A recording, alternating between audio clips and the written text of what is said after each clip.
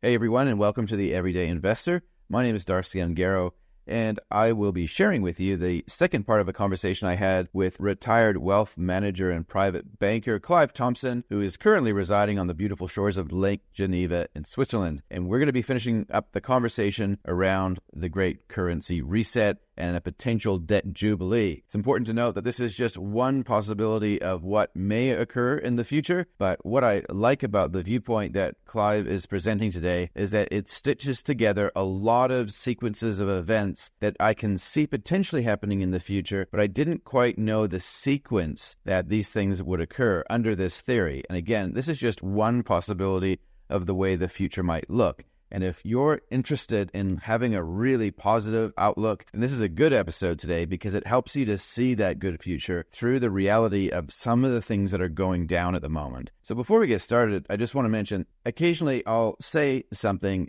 and then I'll think about it afterwards and go, I didn't really give the context for what that was. And last week I said that sometimes when you get risk, you get the return. Now, normally, if I was putting my mainstream financial advisor hat on here, I would say to you that, no, it's the other way around. Sometimes when you're chasing really high returns, you have to acknowledge that there is some risk, that there's going to be some risk that you're not going to like the ups and downs in the price, or that occasionally you might even lose money completely. So there's a relationship with a really high return that you're chasing and the likelihood that there could be some negative/scary events on the way to getting that. But last week in the introduction, I think it was, I said that sometimes you get the risk and then later on you get the return. Now that's of course not always true. It's kind of just one of those things that seem to be correlated though, rather than causal sometimes. Where there's one, there's the other. Love, marriage, horse, carriage. It's not necessarily clear which one causes the other one. Why this is relevant is that right now there is risk everywhere. I wonder if the disruption that new technology is inflicting upon us creates all this uncertainty, and that gives us a clue that there's exponential returns up ahead. The other thing is, kind of connected to that, is that it's really important to have a positive view of the future because it really can affect your risk appetite. But more importantly, do you have a good capacity to handle risk? Because you kind of need both of those things firing at once. And if you're not having a positive view of where you're going, it's going to be really, really difficult for you to actually have the motivation to keep going. So what I'm trying to say is that in the current world right now, with all the volatility and uncertainty, there may be a significant opportunity ahead. And we need to be thinking really positive about it. So when we not only have the appetite for risk, we also have the capacity to take risk and to endure through the difficult times. I want to conclude my introduction and let's get started with the second part of this interview with Clive Thompson. I hope you enjoy it. I know you'll enjoy. Let's get started. You're listening into the Everyday Investor Podcast. Passive investing, property investment, managed funds, and crypto. If you're an everyday person wanting to build new wealth for the new world that you're heading into, then this podcast is for you. I'm Darcy Ungaro, your host. I'm a qualified financial advisor, but I'm still learning how to invest better and teach others how to do the same. I talk with guests and cover a range of topics designed to get you to think for yourself here. But please keep in mind, this can't be considered financial advice. Be sure to do your own research here and seek qualified advice of your own before making investment decisions. If you want more information, check out the show notes in your podcast player and make sure that you've subscribed to YouTube also. Then follow the Everyday Investor on all social media channels.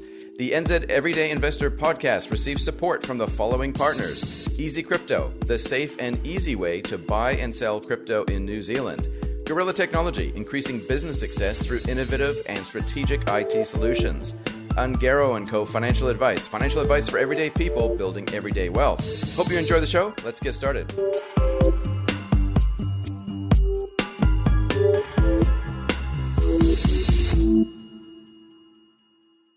And he'll also be quite pleased with himself that he did all right, and all these rich people got screwed over, losing their money, which they jolly well deserved to, because they shouldn't have been so rich at my expense, is probably what he's thinking. Yeah, exactly. But of course, the wealthy will be thinking, it's a great pity that I lost that million that I had on deposit, but at least I had my houses, I had my stock exchange portfolio, I had my gold, and if you're super rich, I had my yachts, my private island, and my Leonardo da Vinci. Uh, so there will be, they'll be all right, but Yeah. it will be a kind of debt. It could be a debt jubilee Yeah. in that way. And realistically speaking, that would be absolutely great for the world because, as I said, the man in the street would have more money in his pocket to spend. So that would be good for business. Business would be doing great because all their bonds that they've issued, more or less every business has got borrowings, not all, but most of them have. All their borrowings will be effectively zeroed out. So they now have net positive worth without liabilities, which means that they'll be able to reborrow to build more factories, make more products, employ more staff. So the companies we find and the government will be doing just wonderfully because its debt to GDP ratio will be zero in the new currency, and they'll be able to borrow money like there's no tomorrow to bail out all their pension funds because the pension funds will need to be bailed out because they're full of bonds. They can start a universal basic income for all their disgruntled citizens to make sure that they're watching Netflix instead of rioting. The only people who are going to be a little bit peeved will be the ones who are the bank holders, the ones who had very large balances, which is the majority of the wealth on the planet. So if you happen to be a foreigner, let's say you're in the UK and you own European government bonds, there's no way they're going to bail. There's no way the Europeans are going to bail out the Brit who's got a European government bond. If you're in New Zealand and you have a US dollar bond, you're not going to be, the US government's not going to bail you out. They'll look after their own citizens by paying them the universal basic income, UBI, and maybe some form of compensation if up to a limit. But foreign holders won't be compensated at all, nor will foreign governments. So if you're the government of China or Japan and holding a trillion of T-bills, well, bad luck. You're now holding $1 billion of junk. So what you're describing here is, and I'm not a physicist and I'm terrible. I can't even remember my high school education, but it sounds like one of the laws of thermodynamics. Energy can neither be created nor destroyed. It can just move around. Let's just say financial energy can't be created or destroyed. It can just be moved around. So what you're describing here is a redistribution of financial energy from that 5%, which is really concentrated throughout the entire system. You're painting a picture which I'm sure the 95 wouldn't be offended with. That's for sure. This sounds like a pretty good scenario here. In one sense, it's a wealth destruction event. Right. But if you're in that 5 or 10% who've got the money or the wealth, and it's in other things, you're not going to be too unhappy because the way we keep score is at the moment in the currency we have today. Yeah. New Zealand dollars, US dollars, British pounds, and suddenly everything you own in the currency in which you're keeping score is worth a lot more. In fact, it's worth infinity.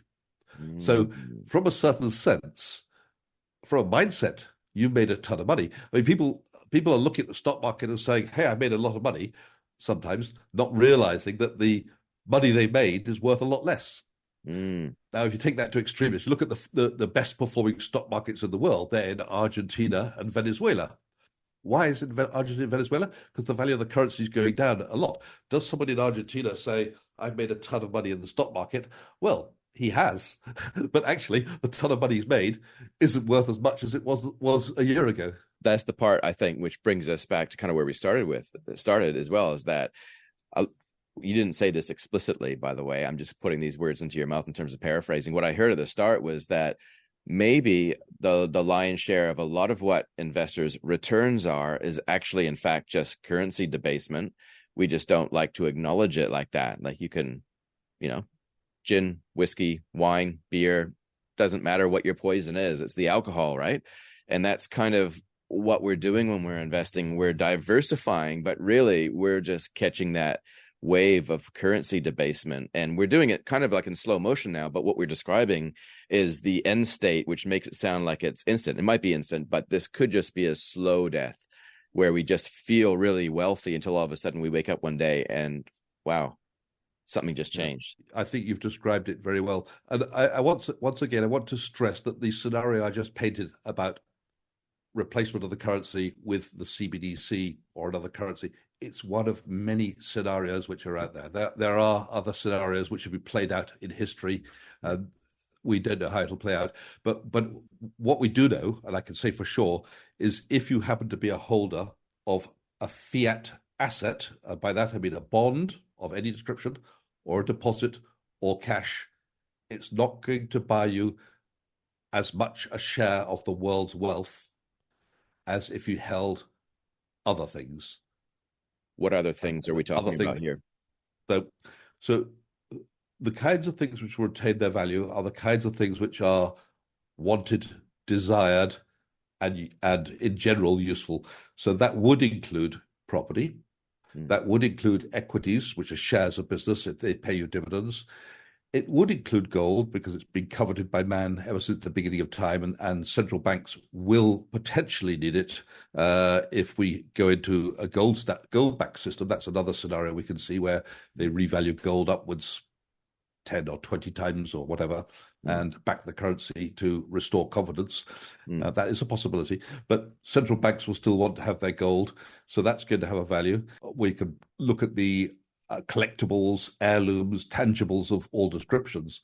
There's nothing wrong if you want to become a collector of rare vintage whiskies, for example. I'm sure they're going to hold their value because there'll never be any more of them if the distillery has gone out of business. Good point. EV manufacturers. I don't know. So I guess what you're saying is that there's no real fundamental change to how everyday investors ought to allocate and ought to think about the future.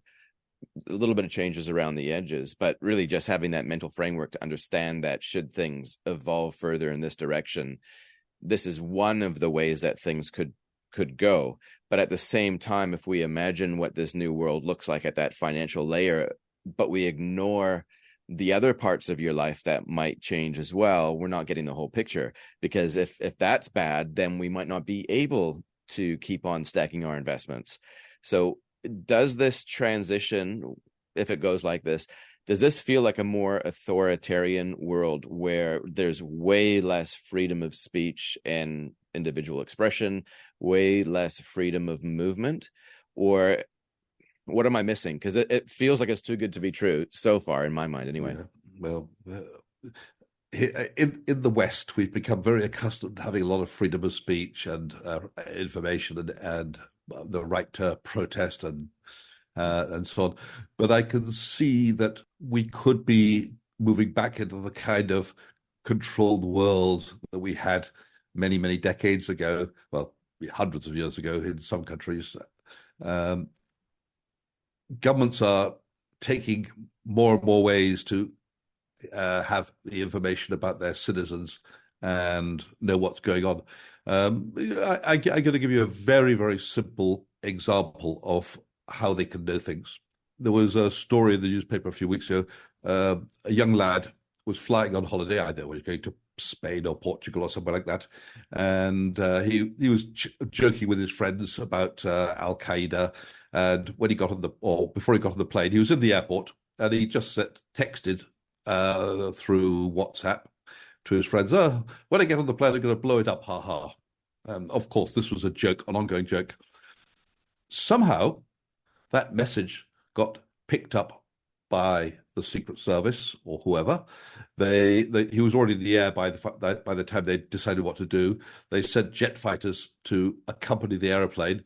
When it landed in Spain, he was duly arrested, and I forget what he had to pay. So £700,000 in fines and potentially faced a prison sentence for a joke.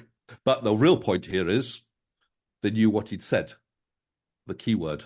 It does mean that we're very much spied upon, and you don't know where. Even if that information they're not doing anything with it, it's being stored somewhere, and if they decide to go and take a look at you, it's there.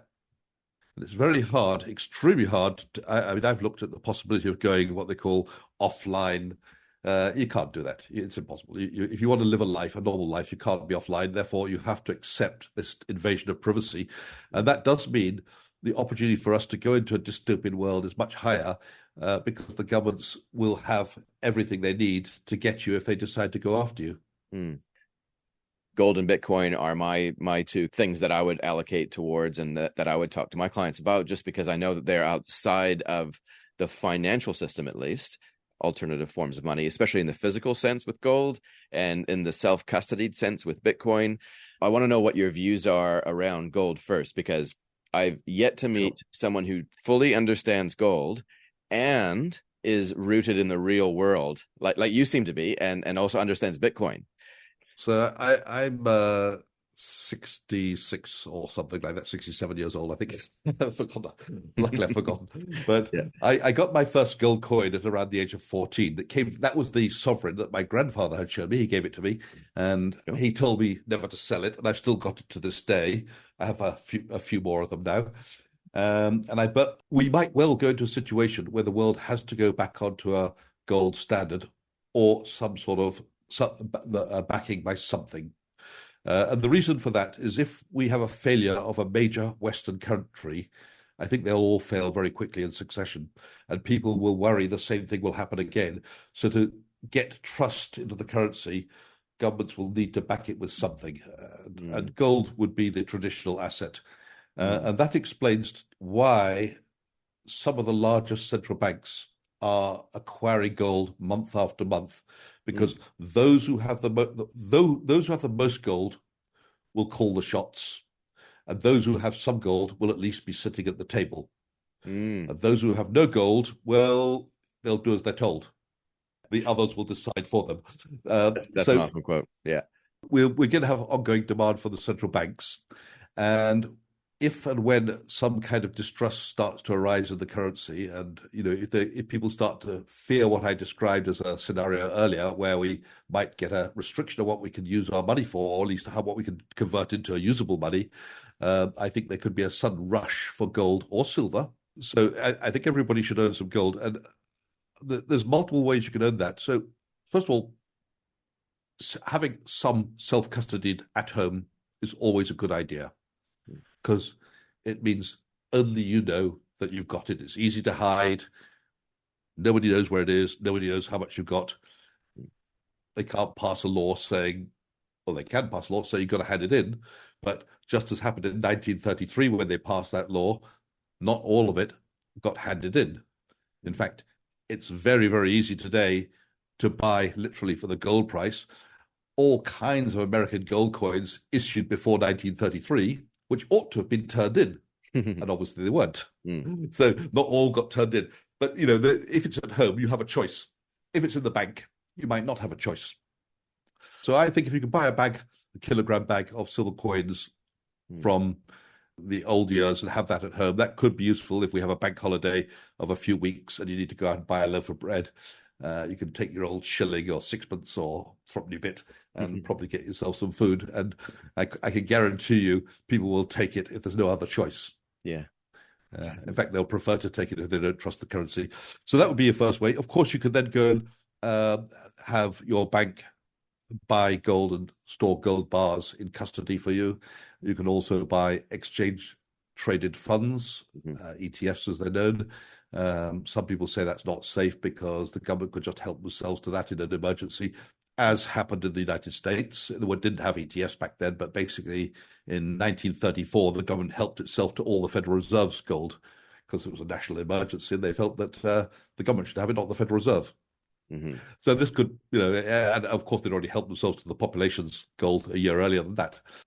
So if it's in custody, your risks are a little bit higher. I don't think that's going to happen, but you have to accept it's a possibility.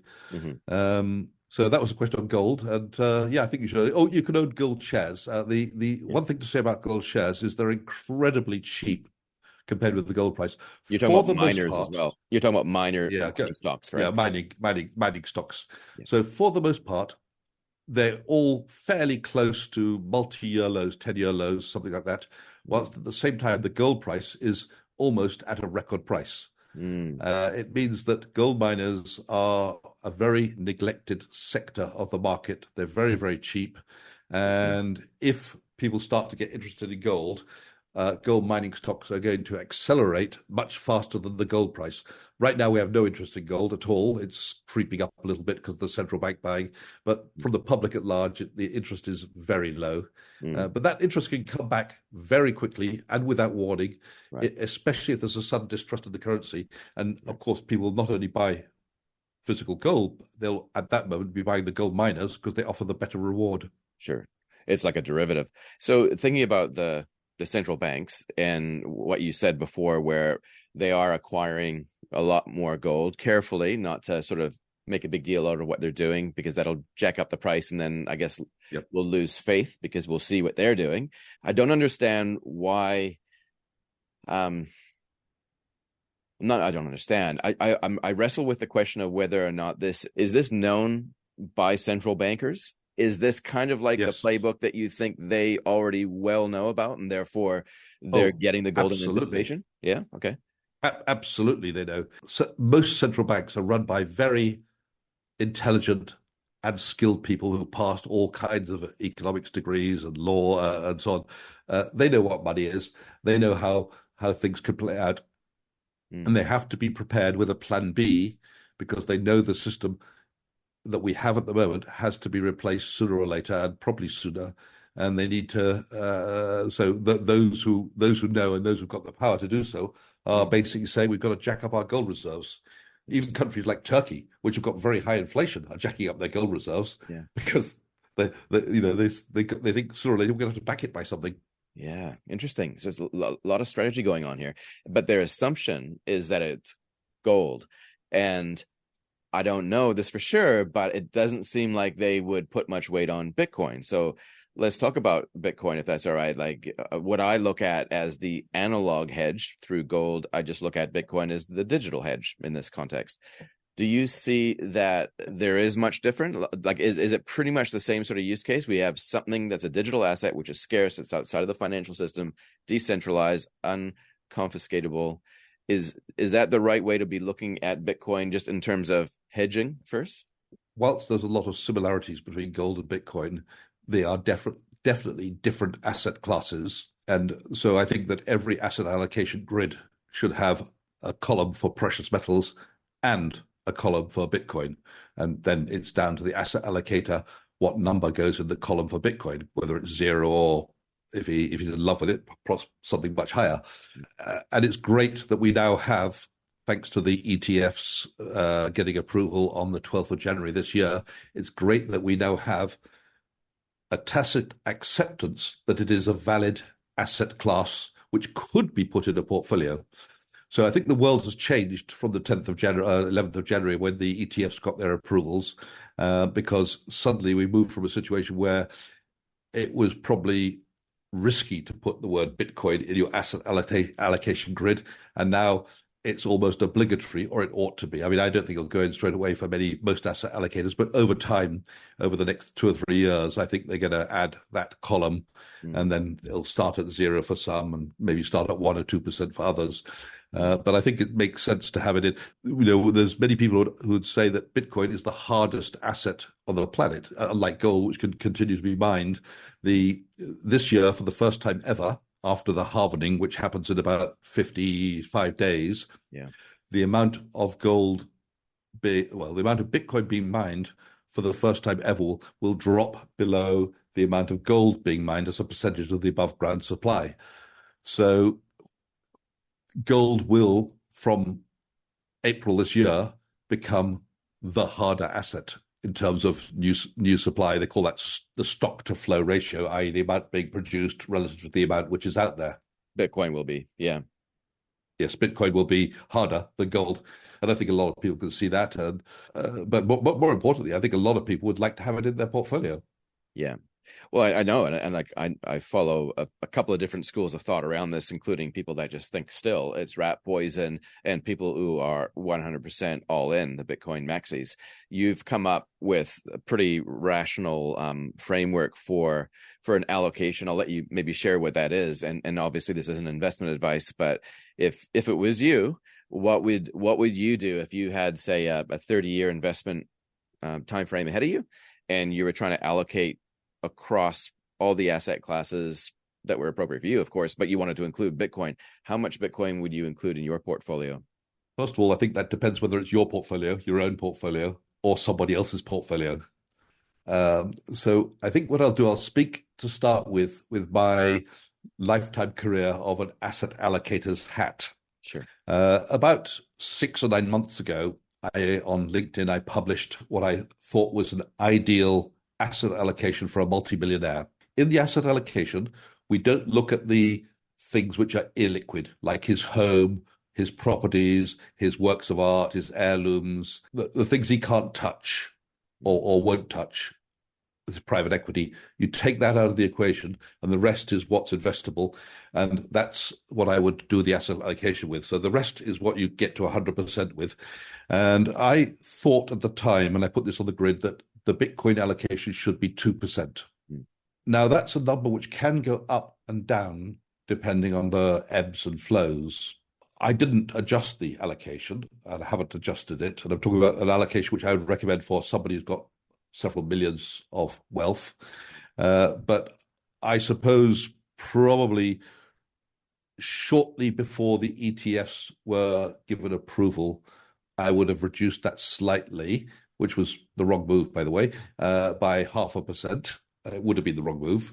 Probably by about a month ago, and you probably saw I became extremely bullish about a month ago on Bitcoin, I would have increased that exposure to maybe as much as 3%. Right. And the reason I increased it to, or was wanting to increase it to 3%, I could see that the flows of money into the Bitcoin ETFs were roughly 10 times as much as the Bitcoin being mined, the value. So the Bitcoin being mined was 1/10 of the money flowing to the ETFs. In other words, money going to the ETFs was swallowing all of the newly mined Bitcoin. There's 900 Bitcoins mined per day, and it was the money going to the ETFs was swallowing or buying 9,000 Bitcoins on average per day. So obviously, that's the only way you can get those extra Bitcoins is ever higher prices, because you've got to force somebody to sell them, and the only way you're going to force them to sell them is with a higher price. And as they start to sell, the ones who the loose, what they call the paper hands, the weak hands, sell first, and then you gradually get through to the diamond hands who are very reluctant to sell at any price. That will take time. So what you get in such a situation is, in the early stages, the price has to rise to take out the Bitcoin from the paper hands, the weak holders. Mm-hmm. But as you continue to buy at that rate,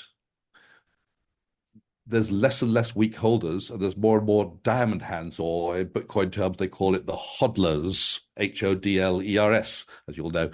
And they become more and more reluctant to sell. And that means the price, in a certain sense, has to accelerate away. So I think I probably would have, I can tell you factually, I would have sold for my clients about 0.5% at around 43,000 just before the ETFs. I might have got, if I was lucky, I might have got 45,000.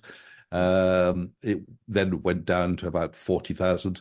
And I would have probably gone back in at a higher price than I sold, maybe 47,000, because something had changed. What we now had visibility on how successful these ETFs were being, and all you have to do is keep an eye on the flow of money into the ETFs to know if the enthusiasm is dying away. But I don't think it is.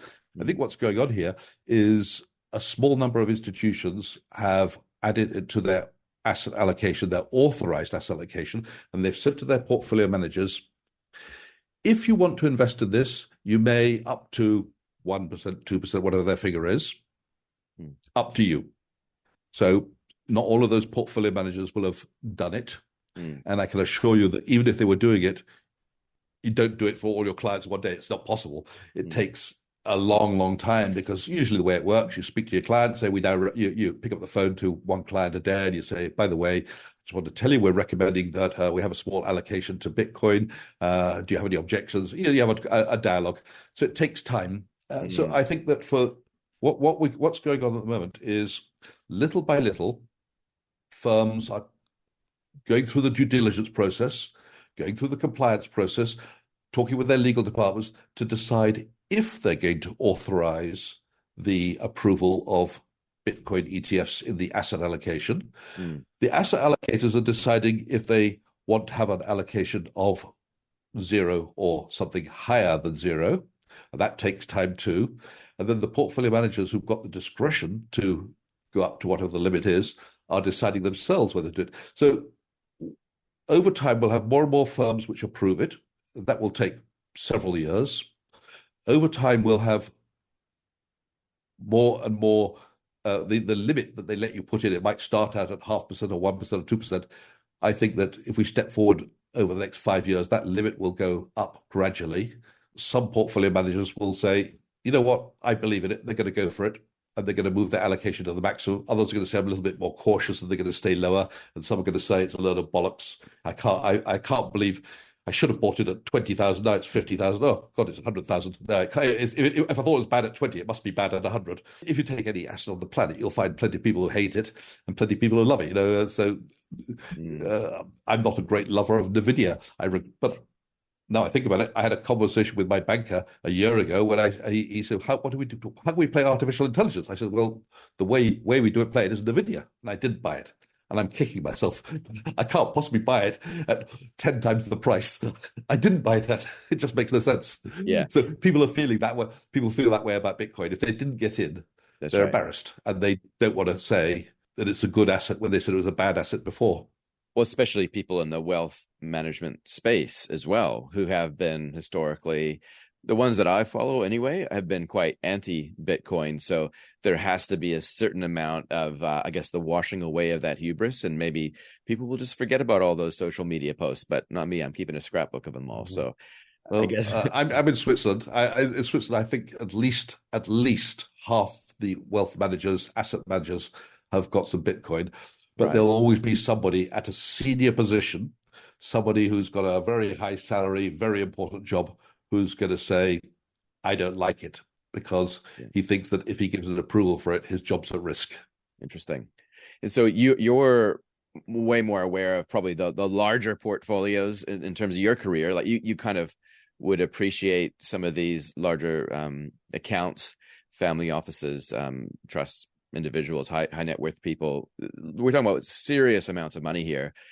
And if they start dipping their toes into an even like 0.5% allocation into Bitcoin, like give us an idea just as to the amount of money that could flow into Bitcoin, to be exact in terms of the dollar amount, but we're talking about serious numbers here, right? Every billion which goes into Bitcoin has a multiplier effect. It doesn't mean the market cap of Bitcoin goes up. If you put $1 billion in Bitcoin, it doesn't mean the market cap of Bitcoin goes up $1 billion.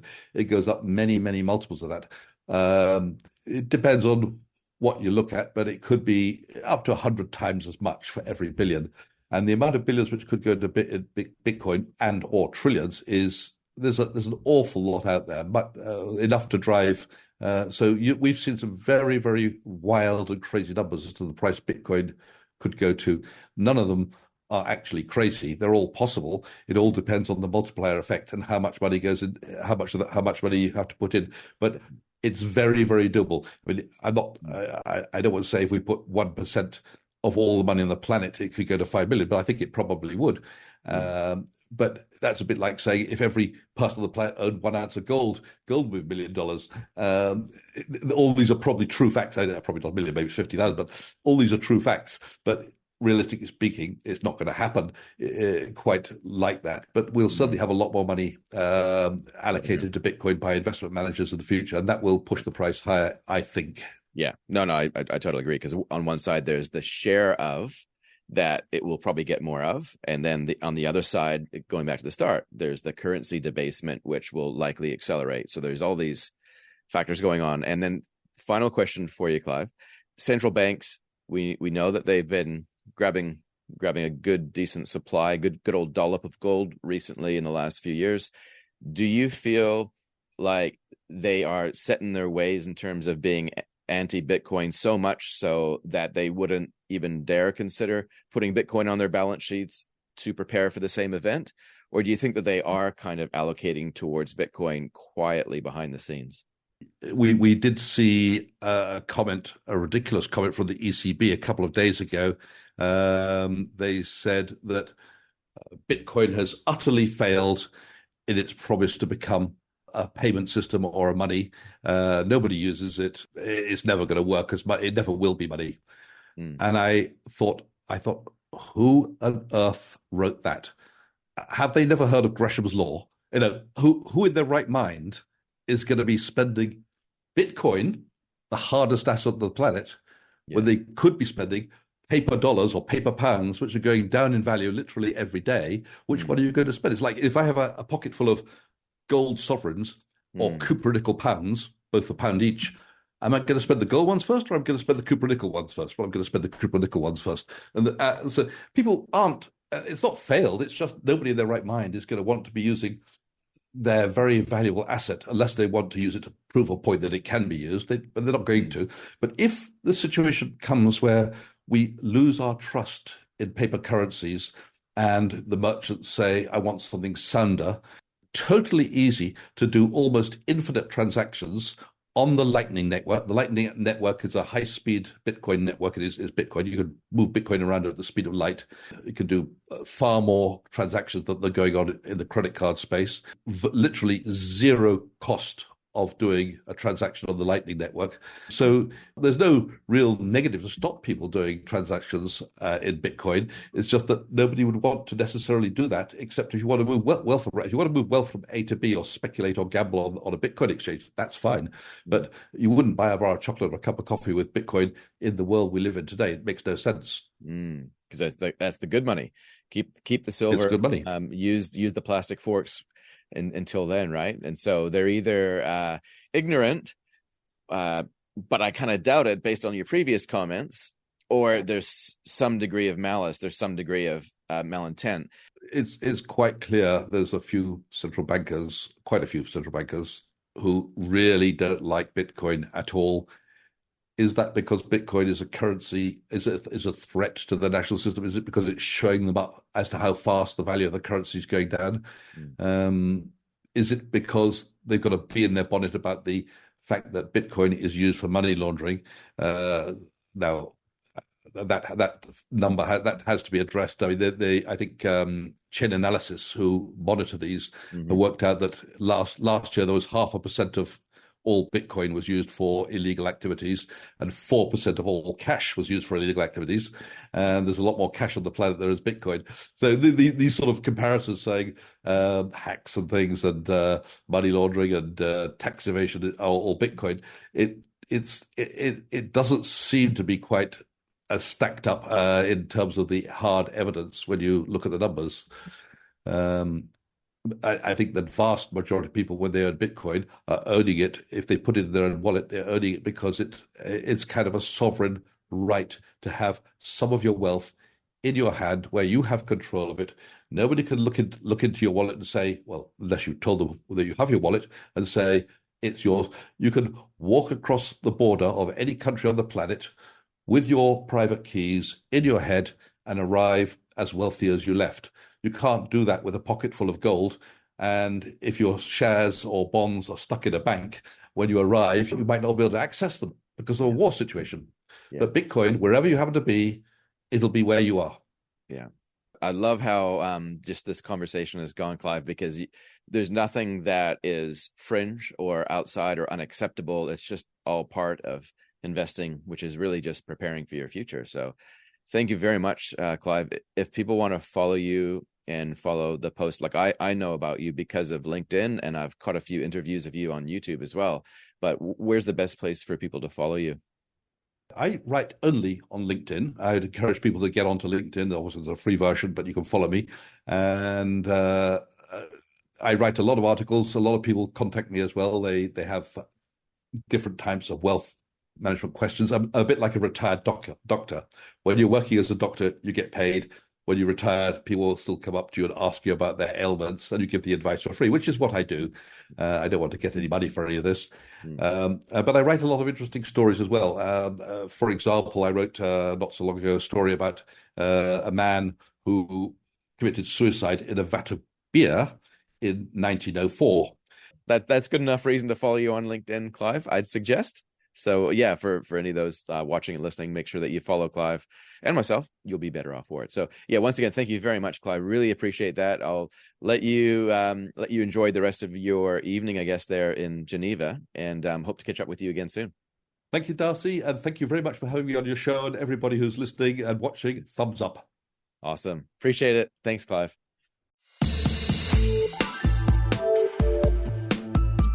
Thanks for listening into the Everyday Investor Podcast. Like what you've heard, but you want more?